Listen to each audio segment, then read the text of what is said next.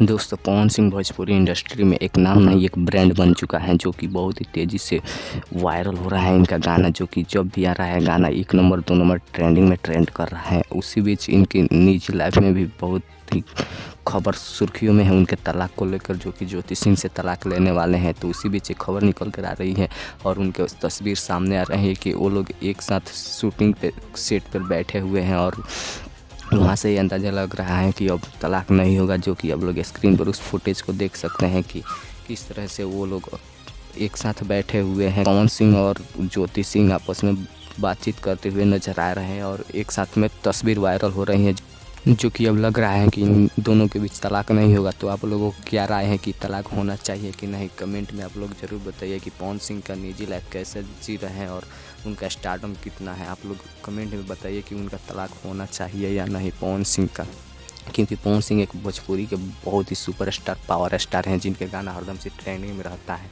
तो आप लोग कमेंट में राय दीजिए कि पवन सिंह का डिवोर्स होना चाहिए या नहीं, पवन सिंह का डिवोर्स होना चाहिए या नहीं। कमेंट में हमें ज़रूर बताइए और चैनल पर नए हैं तो सब्सक्राइब कर लीजिए ऐसे ही खबर जानने के लिए।